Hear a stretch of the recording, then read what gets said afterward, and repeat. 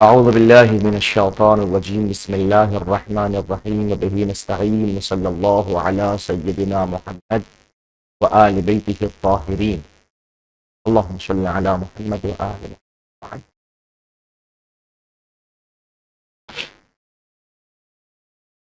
قال رسول الله صلى الله عليه وآله وسلم تعلموا العلم فإن تعليمه من لا يعلمه صدقة وَبَذْلُهُ لِأَهْلِهِ قُرْبَةٌ. حضور سرور کائنات ارشاد فرماتے ہیں علم کا حصول کرو، علم کے لیے کوشش کرو، علم کو پڑھو. کیوں؟ اللہ کا رسول اس لیے تعلیمہ من لا یعلمہ صدقہ، اس لیے کہ اس علم کا اس کو تعلیم دینا جو علم نہیں رکھتا ایک صدقہ ہے، ایک نیکی ہے، یہ ایک اچھائی ہے.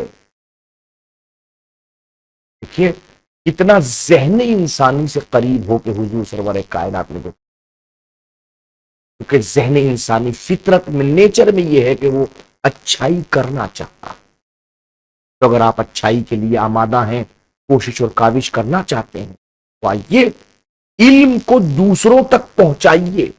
علم کو دوسروں تک پہنچانا ایک بہترین نیکی ہے، بہترین صدقہ. وَبَذْلُهُ لِأَهْلِهِ قُرْبَةٌ.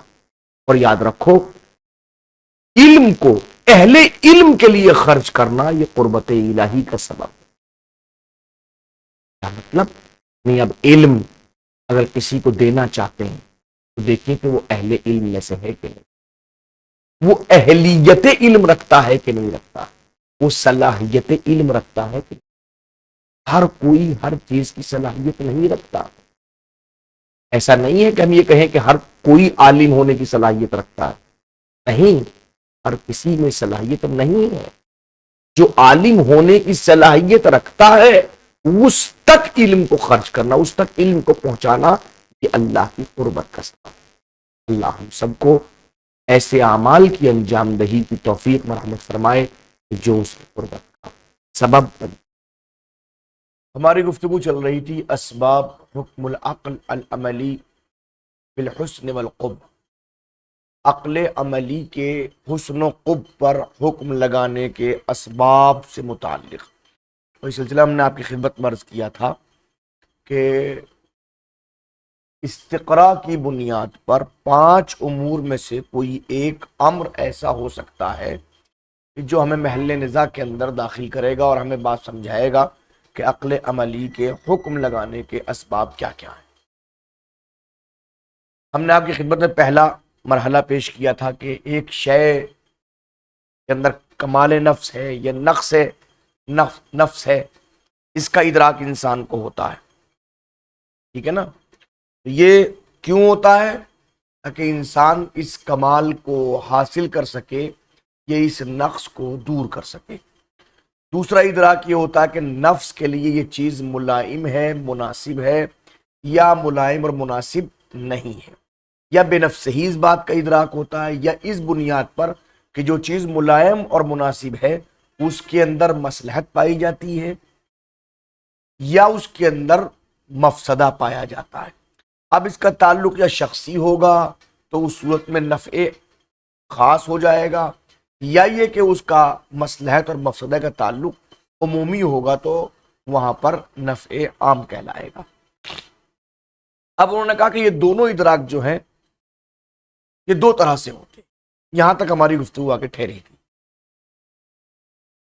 اب کون کون سے ہیں وہ یہ ادراک دونوں؟ پہلا والا ادراک بھی، دوسرا ادراک بھی. کیسے حاصل ہوتا ہے؟ اس کا طریقہ کیا ہے؟ اب دقت کیجئے گا. الاول، پہلا، ان یکون الادراک لواقعۃ جزئیۃ خاصہ.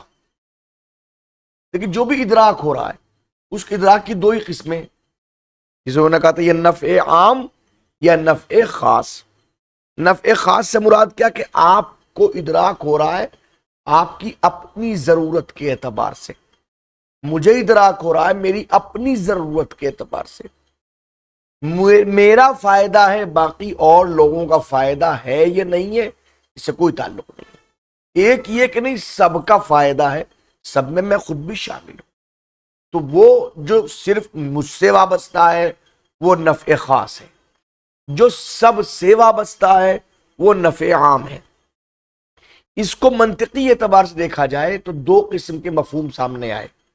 جو صرف میری ذات سے ہے وہ جزئی ہے،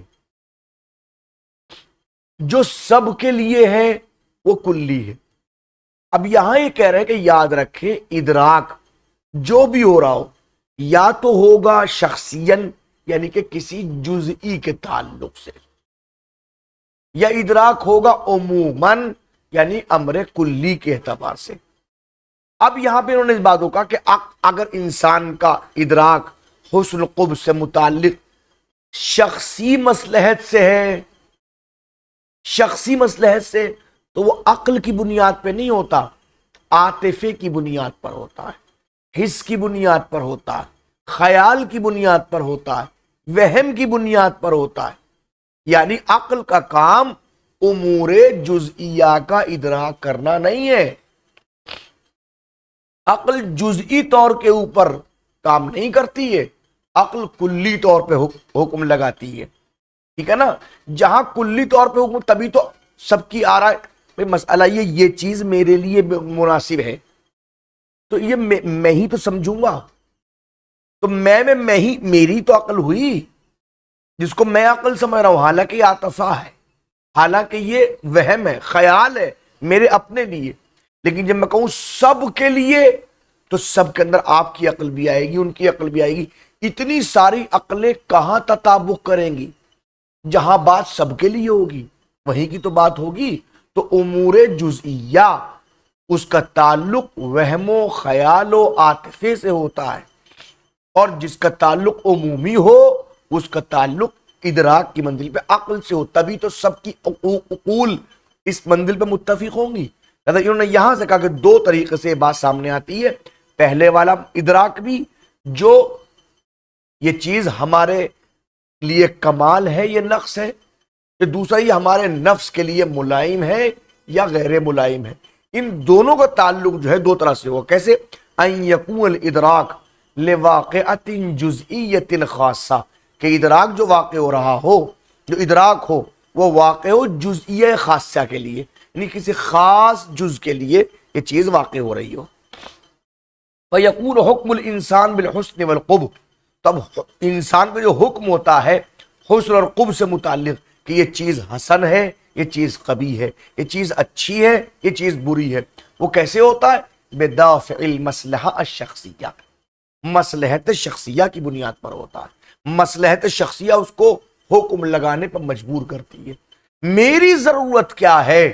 میں اپنی ضرورت کے لیے کوشاں رہتا ہوں، میری عقل مجھے کہہ رہی ہے، یہ میری عقل کہہ رہی ہے۔ وَهَذَا الْإِدْرَاكُ لَا يَكُونُ بِقُوَّةِ الْعَقْلِ، یاد رکھیں یہ جو ادراک ہوتا ہے وہ عقل کی بنیاد پہ نہیں ہوتا۔ کیوں؟ لِأَنَّ الْعَقْلَ شَأْنُهُ إِدْرَاكُ الْأُمُورِ الْكُلِّيَّةِ، اس لیے کہ عقل کی شان یہ ہے کہ وہ کلی امور کو درک کرتی ہے، لا الامور الجزئیہ، وہ امور جزئیہ کو درک نہیں کرتی، بلکہ انما یکون ادراک الامور الجزئیہ۔ اب مسئلہ یہ کہ امور جزئیہ کا ادراک کیسے ہوتا ہے؟ کہ بلکہ ادراک ہوتا ہے امور جزئیہ کا بقوت الحس، حس کی قوت سے، او الوہم یا وہم کی قوت سے، او الخیال یا خیال کی قوت سے۔ وَإِن كَانَ مِثْلُ هَذَا الْإِدْرَاكِ قَدْ يَسْتَتْبِعُ مَدْحًا، کبھی کبھی یہ بھی ہو سکتا ہے کہ یہ ادراک اپنے ساتھ مدح کو بھی لے کے آ رہا ہو، او ذمًا یا ذم کو بھی لے کے آ رہا ہو، لفاعل اپنے فاعل کے لیے۔ فرض کیجئے میں نے تصور کیا یہ چشمہ لگانا میرے لیے ضروری ہے اور میں نے لگایا، ممکن ہے کہ آپ دیکھ کے کہیں کہ ہاں آپ چشمے میں اچھے لگ رہے ہیں اور آپ کو چشمہ لگانا چاہیے اور آپ کے لیے چشمہ لگانا بہتر ہے۔ چونکہ میں نے چشمہ لگایا ہے تو میرے اس فعل کے اوپر آپ میری مدح کر رہے ہیں۔ فرض کیجئے میں نے بڑے بڑے بال عجیب طرح سے رکھ لیے، آپ نے کہا ہے مولانا ہوا کیا ہے آپ کو؟ اچھے خاصے انسان لگتے تھے، یہ بڑے بڑے بال رکھ کے آپ نے کیا جانور بن گئے ہیں آپ؟ میں سمجھ رہا تھا یہ بڑے بڑے بال رکھنا میرے لیے مناسب ہے اور میرے لیے بہتر ہے، یہ میرے جسم کے لیے مناسب ہے اور میرے جسم کے لیے ملائم ہے۔ لیکن آپ نے دیکھا، دیکھتے ہی فوراً کہا کہ جناب یہ جو کام آپ کر رہے ہیں یہ آپ کے لیے مناسب نہیں ہے۔ تو ایک کام کو جس کو میں اپنے لیے اچھا سمجھ رہا ہوں، ممکن ہے آپ اس کے لیے مدح کریں، ممکن ہے کہ آپ اس کے لیے مذمت کریں، یہ ممکن ہے۔ ہو سکتا کہ اس جیسے ادراک کے ساتھ مدح بھی آ جائے، مذمت بھی آ جائے۔ وَلَكِنْ هَذَا الْمَدْحُ أَوْ الذَّمُّ لَا يَنبَغِي أَن يُسَمَّ عَقْلِيًّا، لیکن یاد رکھیں اس مدح اور اس ذم کو آپ عقلی نہیں کہہ سکتے۔ یہ کیا کہیں گے کہ بل قد یسمى بالتعبیر الحدیث، بل کبھی کبھی کہا تھا یہ نئی اصطلاح ہے، کیا؟ عاطفیاً، یہ عاطفی ہے۔ کیوں؟ لأن سببہ تحکیم العاطفہ الشخصیہ، اس لیے کہ اس کا سبب جو ہے وہ عاطفہ شخصیہ کا حکم لگانا ہے۔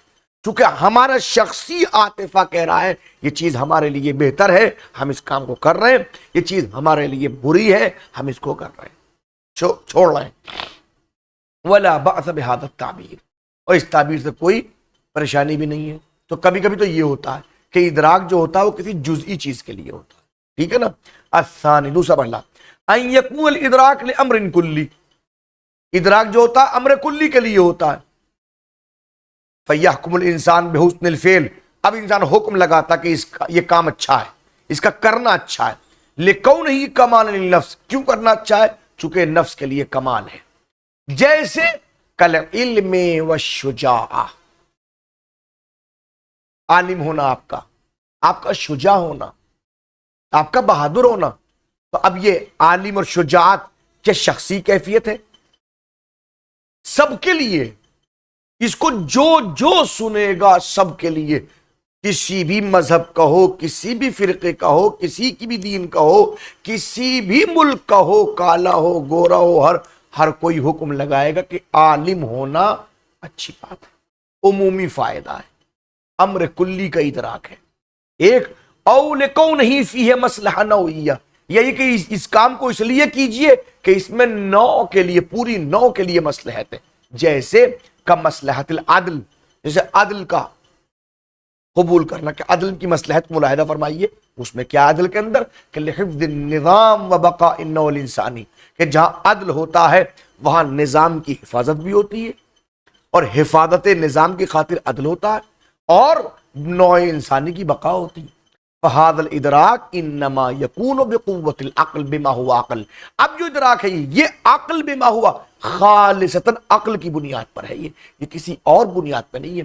یہاں عاطفیت نہیں آتی ہے، یہاں وہم و خیال نہیں آتا ہے، یہاں حس نہیں آتی ہے، یہ عقل ہے۔ فَيَسْتَتْبِعْ مَدْحًا من جمیع العقلاء، یہی وجہ ہے کہ چونکہ عقل کی بنیاد پر ہے، لہذا اگر کوئی عادل ہوتے ہوئے عدل کا قیام کرے تو تمام کے تمام عقلاء اس کی مدح کرتے ہیں، چونکہ اس نے نوع کے لیے کام کیا، اس نے نفع عمومی کے لیے کام کیا ہے، ٹھیک ہے نا۔